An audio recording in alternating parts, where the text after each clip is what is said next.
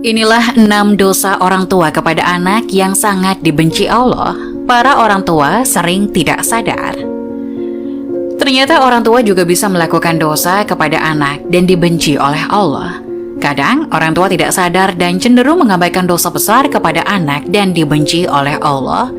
Dosa orang tua pada anak juga sangat dibenci oleh Allah dan para orang tua harus paham.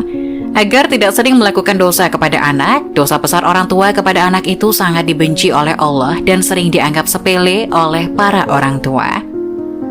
Lalu apa saja dosa besar yang orang tua kepada anak lakukan dan dibenci oleh Allah dan sering dianggap remeh oleh para orang tua?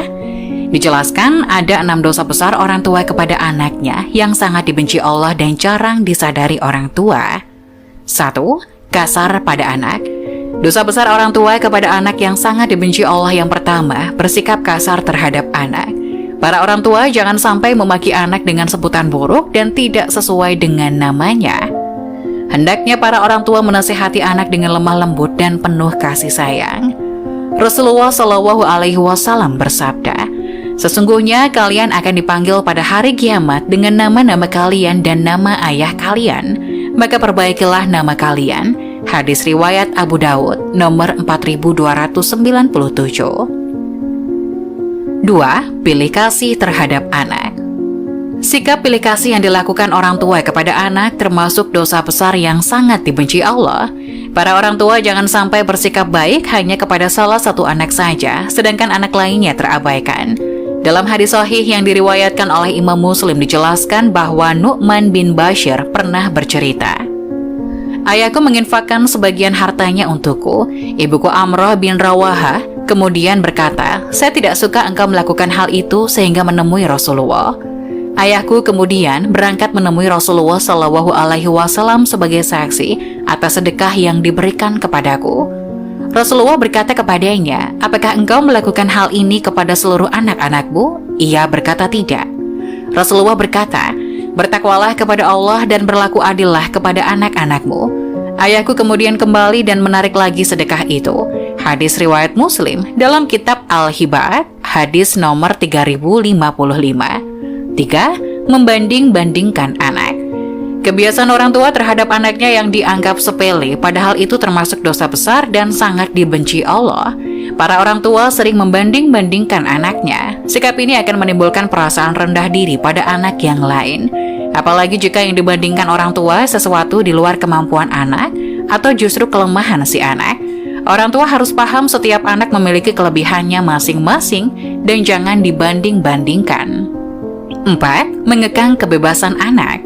Jangan sampai para orang tua mengekang kebebasan anak, karena itu merupakan dosa yang sangat dibenci Allah.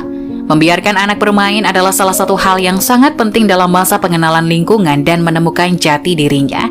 Yang terpenting adalah tetap harus diberikan arahan mana yang baik dan mana yang kurang baik. Hal tersebut akan menjadikan si anak mampu bergaul dan mendapatkan pelajaran penting mengenai perbedaan. Hindari kekhawatiran yang berlebihan terhadap anak dan harus menjaga keterbukaan anak terhadap orang tua. Hal ini penting ketika anak ada masalah, bisa menyelesaikannya bersama orang tua. 5. Berkata buruk pada anak. Orang tua harus paham setiap ucapan yang keluar dari mulut bisa menjadi doa bagi anak. Hal ini sering tidak disadari oleh para orang tua, di mana sering berkata buruk kepada anak ketika sang anak tidak patuh. Abu Hurairah radhiyallahu anhu berkata, Rasulullah Shallallahu Alaihi Wasallam bersabda, ada 3 doa yang dikabulkan: doa orang yang dianiaya, doa musafir, doa keburukan orang tua atas anaknya. Hadis riwayat Tirmizi nomor 1828. Untuk itu pada saat menasihati anak akan lebih baik jika memberikan perumpamaan dan saran, lalu kembalikan kepada si anak supaya menentukan pilihan. 6. Tidak memberikan pendidikan kepada anak. Orang tua memiliki kewajiban untuk mendidik anak, bukan hanya pendidikan di sekolah, tapi juga pendidikan yang menyangkut segala aspek kehidupan. Misalnya saja pendidikan adab, etika, atau moral, pendidikan agama, dan pendidikan lainnya yang bermanfaat bagi anak. Jika orang tua mengabaikan pendidikan kepada anak, maka bisa dikatakan anak tersebut layaknya anak yatim, padahal masih mempunyai kedua orang tua. Bekal pendidikan penting diberikan kepada anak untuk bekal di masa depan, baik dunia maupun akhirat. Rasulullah Shallallahu Alaihi Wasallam bersabda, ajarilah anak